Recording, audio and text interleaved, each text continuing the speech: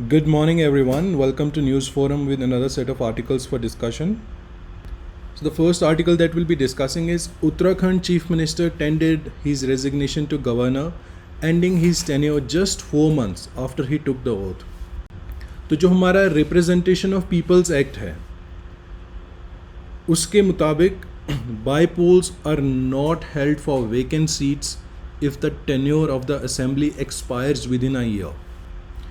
अगर कोई candidate chief minister बनता है या मिनिस्टर बनता है and he is not a member of legislative assembly और द लेजिस्लेटिव काउंसिल, जिन स्टेट्स में लेजिस्लेटिव काउंसिल है, तो article 164 section 4 of the constitution states a minister for any period of 6 consecutive months is not a member of the legislature of the state shall at the expiration of that period cease to be a minister. तो तुम 6 महीने के लिए उस बंदे को तो तुम मंत्री बना दोगे, लेकिन अगर वो इलेक्ट होके थ्रू लेजिस्लेटिव असेंबली या लेजिस्लेटिव काउंसिल नहीं आता है, then at the expiration of दो 6 months he'll cease to be a minister. तो यही हुआ है उत्तराखंड के केस में.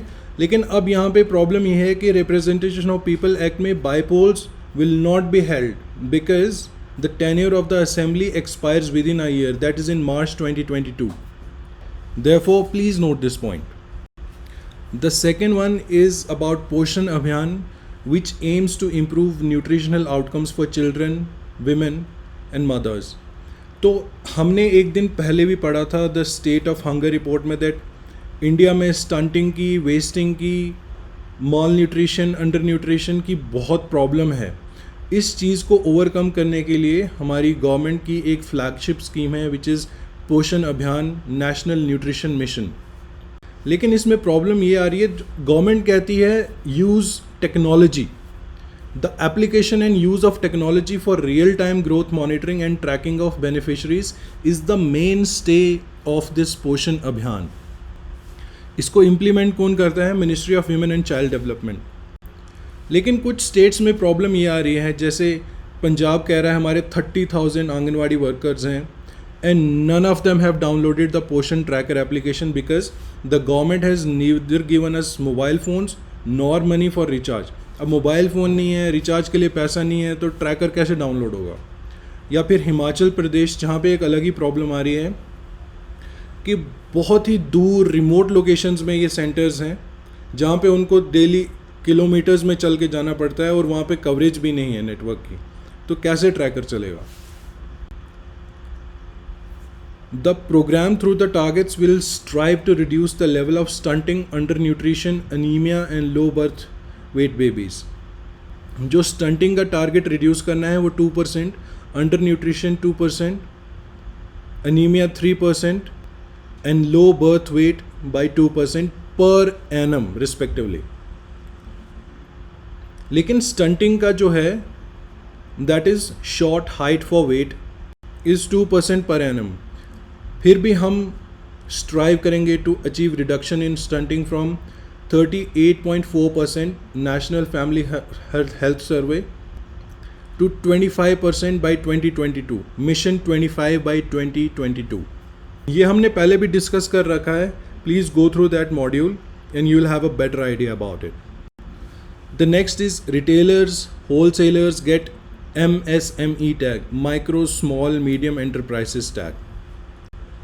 जो हमारे यूनियन मिनिस्टर हैं MSME के, नितिन गडकरी जी, उन्होंने ये अनाउंस किया है that retail and wholesale traders will be included under MSME as per which they will also now get the benefit of prior sector lending under RBI guidelines.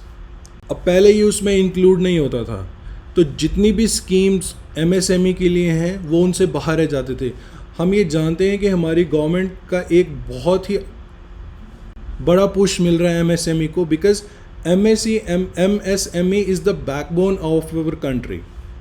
हमारे majority exports भी MSME से होते हैं, majority employment भी MSME से होती है. तो इससे हमारे जो हैं कम से कम 2.5 crore retail and wholesale traders को फ़ायदा होने वाला है. लेट्स सी कि MSME होता क्या है. So investment in plant and machinery equipment and turnover के बेसिस पे इसे क्लासीफाई किया जाता है। 1 जुलाई 2020 से इसकी जो क्लासिफिकेशन है वो रिवाइज हो गई थी। तो जो माइक्रो है उसमें इन्वेस्टमेंट जो है नॉट मोर देन 1 करोड़ और टर्नओवर जो है not more than 5 crore. Small में investment 10 crore and turnover 50 crore. Medium में इन्वेस्टमेंट 50 करोड़ और टर्नओवर 250 करोड़। तो 1:5 की रेशो है 1, 5, 10, 50, 50, 250।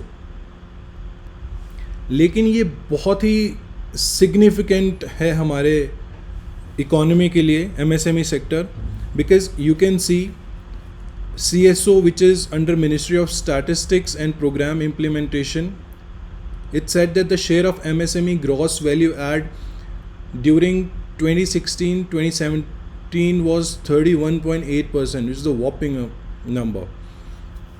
And then share of MSME related products in total export from India 18 और 19 में 48.1%।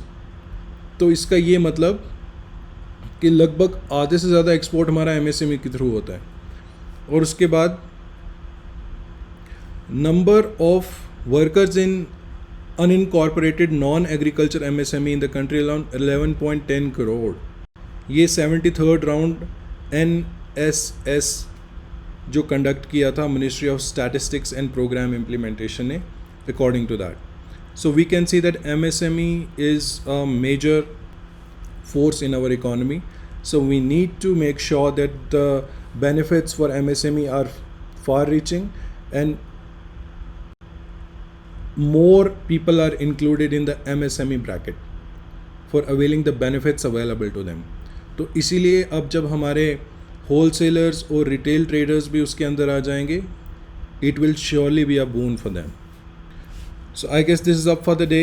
Tomorrow we'll be back with another set of articles for discussion. Thank you for your time, guys. Stay tuned and have a great day ahead.